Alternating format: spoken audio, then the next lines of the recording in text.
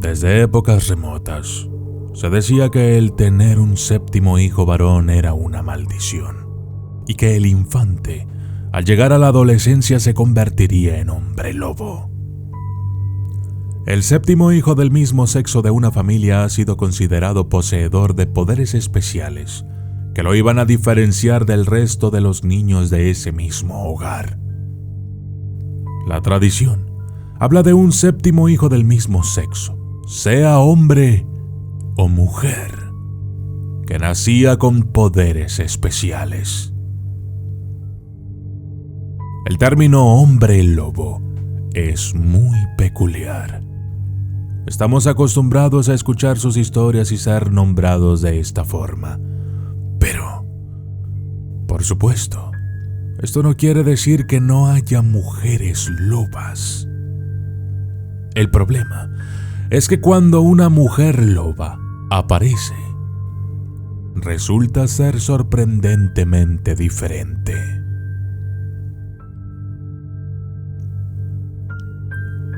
La loba de Francia, pero peor que los lobos de Francia, cuya lengua envenena más que el diente de la víbora. Qué mal se le da a tu sexo triunfar como un trullo amazónico sobre los males que la fortuna cautiva. Las líneas anteriores se ponen en boca de Ricardo Plantagenet, duque de Gloucester, a punto de ser capturado por el ejército de Margarita de Anjou, a la que se refiere como la loba de Francia. Desde entonces, la frase parece haberse convertido en un distintivo para las mujeres que son lo suficientemente poderosas y feroces como para que los hombres se sientan amenazados. Pero, ¿de verdad existen o existieron las mujeres lobas?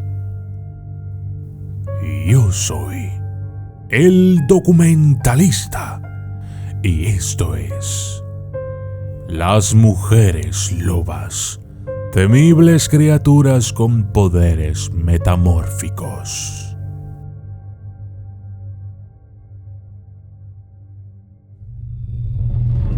Desde las sombras hasta la luz, desde el misterio y la intriga, tocando temas tabú. Y descubrí en medio de la verdad que existen mundos paralelos.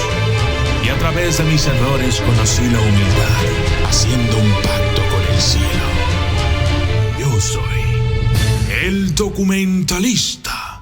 Entre las fronteras de Colombia y Venezuela existe una pequeña localidad llamada San Fernando de Atabapo. Ahí, el 15 de julio del 2011, se produjo una serie de avistamientos nunca antes experimentados en aquel lugar. Los informes de los pobladores de aquel entonces contaban la historia de un animal endemoniado cuyos orígenes echaban raíces en las leyendas de la gente Wotjuja. Relatos acerca de una mujer cuyo corazón había sido destrozado por la traición de un hombre.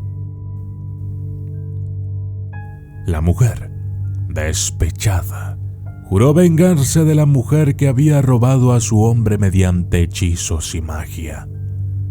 Dejó su hogar, cruzó el río y desapareció entre la selva sin dejar rastro alguno. Se dice que era la séptima hija de la séptima hija, nacida bajo la luna llena, y que cuando ésta miraba al astro nocturno totalmente iluminado, aullaba como loba. Varios días después, los habitantes de San Fernando de Atabapo pudieron escuchar los aullidos de la mujer loba, que anunciaba su regreso ya no como una mujer normal, sino como una bestia poderosa con sed de venganza. Fue el 15 de julio del 2011, cuando muchas personas afirmaron haber visto durante la noche a una especie de mujer desnuda, pero con vello corporal, saltando sobre los techos y olfateando las puertas de los hogares.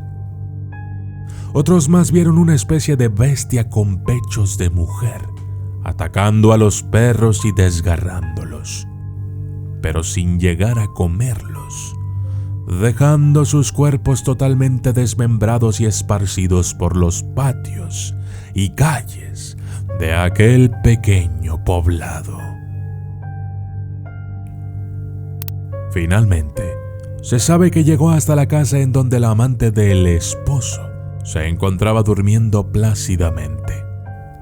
Algunos la vieron entrar por una de las ventanas, otros solamente escucharon gritos dentro del hogar.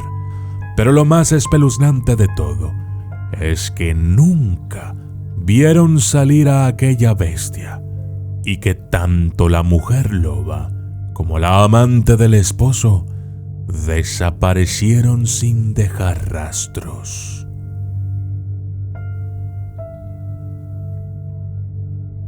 En la mitología mundial se encuentran dos tipos de mujeres lobo. El primer tipo son las lobas, solo en el plano metafórico, lo que significa que tienen un comportamiento lobuno, pero no realizan una transformación física. El segundo grupo son las que sí se transforman físicamente, pero a diferencia del hombre maldito atrapado en el cuerpo del lobo, estas mujeres parecen tener pleno control sobre sus cuerpos y formas. Mientras que los hombres lobos se lamentan de su destino, las lobas utilizan el poder de la metamorfosis para enfrentarse a quienes se interponen en su camino, convirtiendo todo este asunto de las lobas en una ventaja. Las esposas de los hombres lobo entran en esta primera categoría. Muchos hombres lobos son simpáticos y víctimas.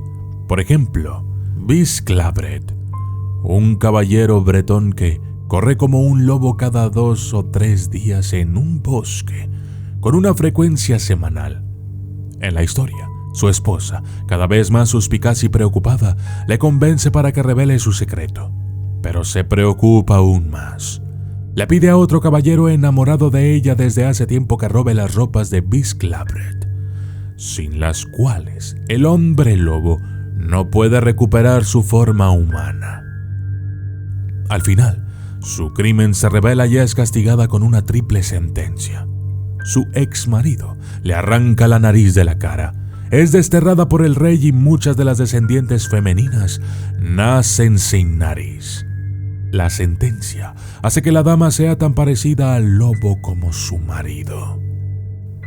El agujero ensangrentado que sustituye a la nariz de la dama recuerda la imagen de los leprosos.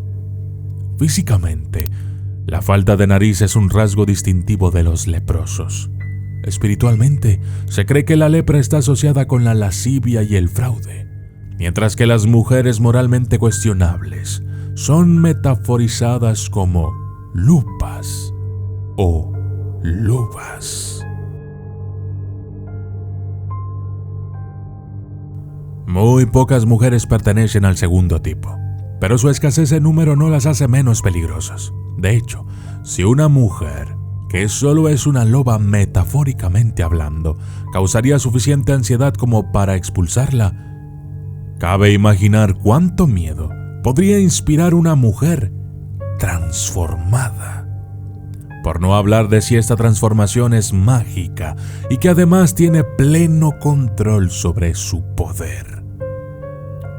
Existen 2 casos muy interesantes acerca de mujeres lobas que proceden de materiales nórdicos antiguos. La madre del rey Sigurd en la saga Volsunga y la reina Legeror en la saga Siggaros Ocfragna. La primera se convierte en lobo para devorar a los 9 hermanos de Sigmundur, padre de Sigurd, el matadragones. La segunda nunca se convierte realmente en loba, pero envía uno para que ataque al héroe Sigurgátr mientras duerme y convierte a sus hijastras en otros animales para controlarlas. Sin embargo, el hecho de que gocen de poco tiempo en el escenario y de que sean destruidas al final solo demuestra su carácter temible. Este miedo tiene sus raíces no solo en la magia y la maldad de las mujeres lobas, sino también en su condición de mujeres. Las lobas de la literatura medieval se encuentran en la misma situación. La esposa del hombre lobo es una reina o una gran dama.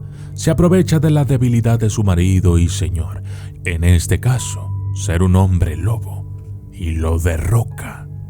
Estas historias pueden leerse como una lucha de poder entre el hombre y la mujer, el marido y la esposa.